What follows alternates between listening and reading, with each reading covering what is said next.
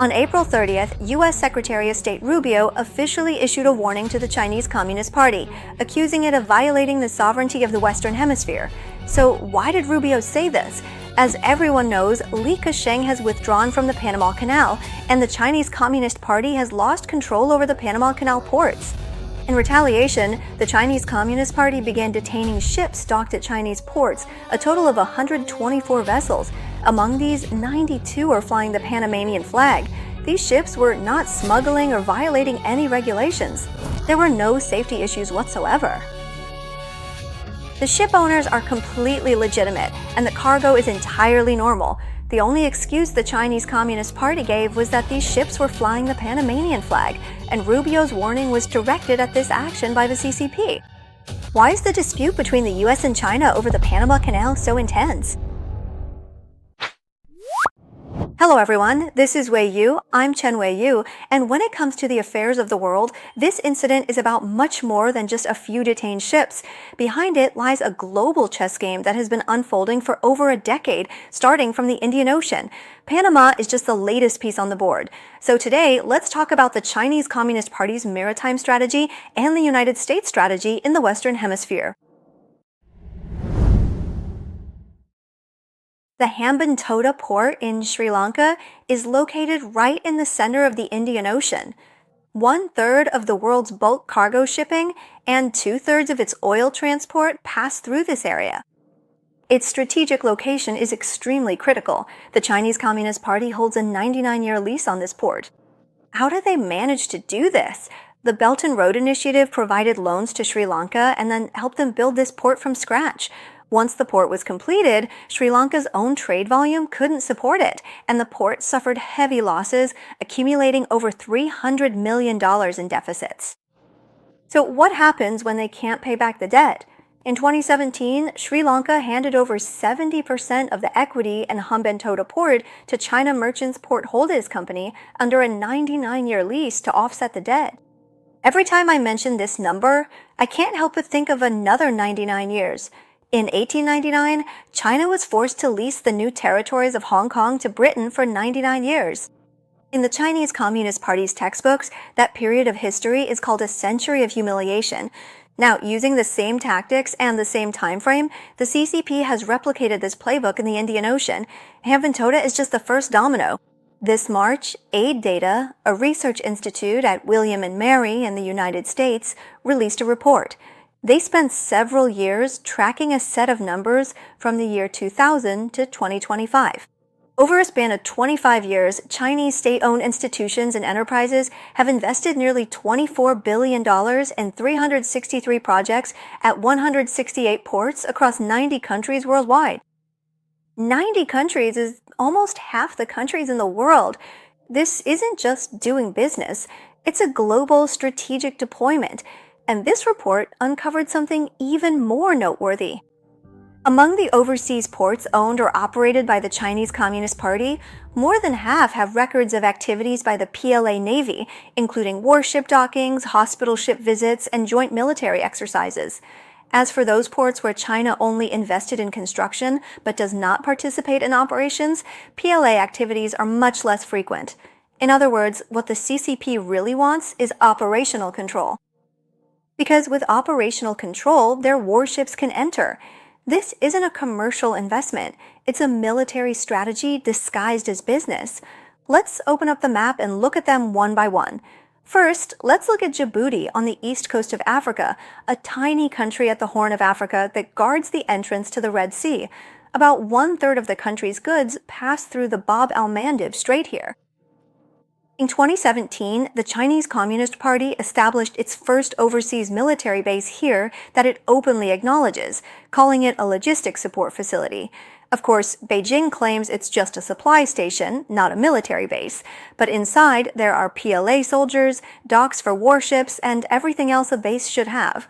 Moving east, we come to Sri Lanka's Hambantota port. We've already talked about this story earlier. To put it simply, they first provided loans to build the port. When the port started losing money and couldn't pay back the debt, they used a lease agreement to settle what was owed. The Chinese Communist Party secured a 99-year lease on this strategically located port at the heart of the Indian Ocean, lasting until 2116. Next, let's look at the Ream Naval Base in Cambodia, Southeast Asia.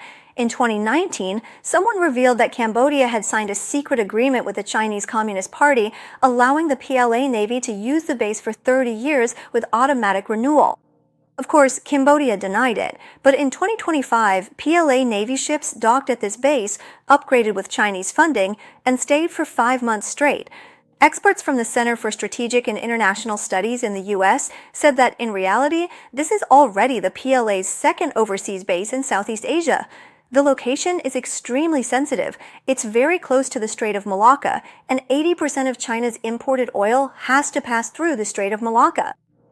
Looking further west, there's Pakistan's Gwadar port, which serves as the maritime outlet for the China-Pakistan Economic Corridor. After it was built, China secured a 43-year operating contract. Its location is near the Strait of Hormuz, the vital choke point for oil exports from the Persian Gulf. Then, jumping over to Europe, in Greece, COSCO Group acquired a controlling stake in the port of Piraeus in 2016. Now, it's one of the largest container ports in Europe. In Israel, the port of Haifa saw over $1.1 billion in Chinese investment. At Germany's Hamburg port, COSCO acquired a 35% stake in one of the terminals. The German government's approval of the deal sparked huge controversy. In the end, the deal still went through. In the South Pacific, in places like the Solomon Islands and Vanuatu, nearly 40 facilities have been identified by researchers as dual use for both civilian and military purposes. Runways have been extended, ports have been deepened, making it possible for large Chinese military ships to dock. The total investment is about $3.5 billion.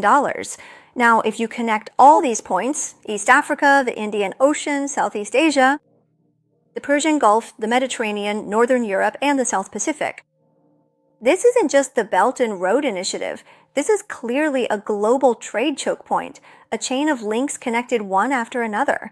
As early as 2005, the U.S. Pentagon introduced the concept of the string of pearls strategy in an internal report. It said that the Chinese Communist Party was setting up one port control point after another along the Indian Ocean route, from the Middle East to Southeast Asia, forming a ring of encirclement. But back then, it was just a warning. Now, most of what that report predicted has already happened. And that's not all. The CCP also set its sights on the Panama Canal. In 1999, the United States officially handed over sovereignty of the Panama Canal to Panama. Before that, the U.S. had controlled the canal for a full 85 years. The U.S. left in 1999, but right around that time, another dark hand quietly reached in. In 1997, Hong Kong's Hutchison Whampoa Limited won the bid to operate the Balboa ports at both ends of the Panama Canal. The contracts for both the Balboa and Cristobal ports were later extended until 2047. Hutchison invested over $1.6 billion here, transforming the two aging ports into world-class facilities. They now handle 40% of all container cargo passing through the canal. On the surface, this looks like a commercial move by a private Hong Kong company. But let me ask everyone a question. After 2020, what is Hong Kong really like? Are there still truly independent private companies in Hong Kong? After the implementation of the national security law, one business elite after another publicly bowed their heads. Li Ka-shing himself was singled out and criticized by Beijing multiple times during politically sensitive periods and was forced to issue statements. For a company operating in Hong Kong, its assets, its contracts, its data, under the pretext of national security by the Chinese Communist Party, can it really refuse Beijing's interference? Especially when it comes to this canal. It's a strategic passage for the U.S. Navy. 70% of the cargo passing through the Panama Canal is related to the United States.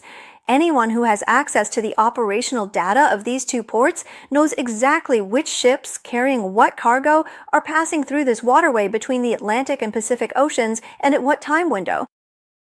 All of this is intelligence that can be quietly gathered during peacetime and then used for military purposes in times of conflict. So when Rubio took office in 2025, the very first country he visited was Panama. In January 2026, Panama's Supreme Court ruled the port contract with Chenghe null and void. Some people say this was the result of U.S. pressure and that it disrespects the spirit of contracts.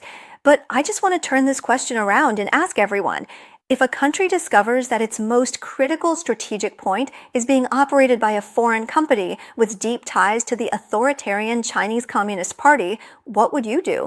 Does that country have the right, or should it use legal means to correct this mistake? So what happened after the contract was canceled? The Chinese Communist Party started retaliating by detaining ships. In January, they detained ships flying the Panamanian flag.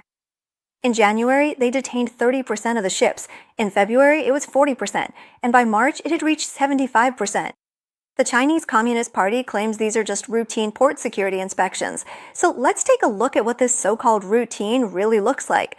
Laura, the chair of the U.S. Federal Maritime Commission, said she has never seen any country do this. In recent history, no country has detained foreign ships in such a punitive way. Panama's foreign minister also stated directly that this is tit-for-tat retaliation by the Chinese Communist Party. Detaining ships is just their first move. At the same time, COSCO Shipping also announced its withdrawal from the port of Balboa, causing the port's throughput to plummet by 40% within 3 days, with daily losses of about $800,000. Chinese customs imposed repeated inspections on Panama's banana and coffee exports, making it nearly impossible for them to clear customs. Bananas can't be stored for long, so they deliberately delayed the process, letting the bananas rot there. The Chinese side also specifically demanded that Denmark's Maersk and Switzerland's Mediterranean Shipping Company immediately withdraw from the recently acquired Panamanian ports, threatening these two European companies, which have significant commercial interests in China, in order to force them to take sides. This is the usual tactic of the Chinese Communist Party. When Australia didn't comply, China targeted Australian wine, barley, and coal. When Lithuania engaged with Taiwan, China immediately deleted Lithuanian goods from the customs system. Now, because of a legitimate judicial ruling in Panama, COSCO lost its port operating rights. So the CCP's retaliation is to inexplicably detain 70 completely unrelated and innocent merchant ships at the port. The owners of these merchant ships haven't done anything at all. Their only problem is that their ships are flying the Panamanian flag at the bow. The CCP claims it's upholding international rules and says it's against unilateralism, but every time someone doesn't obey, what it resorts to is always the most blatant form of coercion. That's its true nature. On April 30th, Rubio, together with 6 Latin American countries, issued a joint statement saying that the CCP's actions are a blatant attempt to politicize maritime trade and infringe on the sovereignty of the Western Hemisphere. He said, "The sovereignty of our hemisphere is non-negotiable. Why does the United States value the sovereignty of the Western Hemisphere so highly? As everyone probably knows, the Monroe Doctrine was proposed by President Monroe in 1823, stating that European powers must not interfere in the affairs of the Western Hemisphere, or else it would be considered an attack on the United States. This principle over the next 200 years has always been the basis for the U.S. to treat the entire Western Hemisphere as its own sphere of influence. It's been the theoretical basis for treating the region as America's own backyard. Now, Trump says the Monroe Doctrine is back, and it's been upgraded. On January 3rd of this year, U.S. Special Forces raided Venezuela and directly captured Maduro. He was brought to New York to stand trial. Afterwards, Trump held a press conference and said one thing. Now they're calling it the Trump Doctrine. America's dominance in the Western Hemisphere will never be questioned again. He even put his own name, Trump, together with Monroe, calling it the Trump Doctrine. The U.S. State Department posted on X saying, "This is our hemisphere. President Trump will not allow our security to be threatened." Trump's new national security strategy states in black and white, the United States will reject any non-hemispheric competitor from owning or controlling strategically significant assets in the Western Hemisphere. The Western Hemisphere is America's turf, and there's absolutely no way the Chinese Communist Party can plant its pieces here. That's what it means. Things like the Panama Canal, Greenland, Venezuela, and even Canada, which might seem totally unrelated to many people, all make sense in Trump's logic. Actually, these are just different aspects of the same issue, namely clearing the Western Hemisphere of any external influence. Of course, some people might question what's the fundamental difference between American hegemony and the Chinese Communist Party's expansion? I think that's a pretty real question, and it's worth a serious answer. In my view, the difference lies in what the United States wants is to make sure there are no strategic assets belonging to the Chinese Communist Party or Russia in this hemisphere. What the CCP wants is to quietly bring the key nodes of this hemisphere under its control one by one, using ports, debt, and data, and then, when needed, turn them into weapons. One side is drawing boundaries, the other is infiltrating. One is protecting, the other is undermining. So the nature of their actions is fundamentally different. Finally, I want to take a step back with everyone and look at the bigger picture. The Panama Canal handles 5% of global trade, the Strait of Malacca handles a quarter of global trade, and 80% of the CCP's imported oil passes through there. The Strait of Hormuz accounts for 1/5 of the world's oil supply. In all three of these choke points, the Chinese Communist Party is trying to infiltrate or control them. Along the Malacca Strait, the CCP has already set up its string of pearls ports one by one. In the Strait of Hormuz, the CCP supports Iran as its proxy, enabling Iran to maintain the capability to threaten to block the strait. And what about Panama? That's through Hutchison Whampoa. They've extended their reach into the most critical ports of both ends of the canal.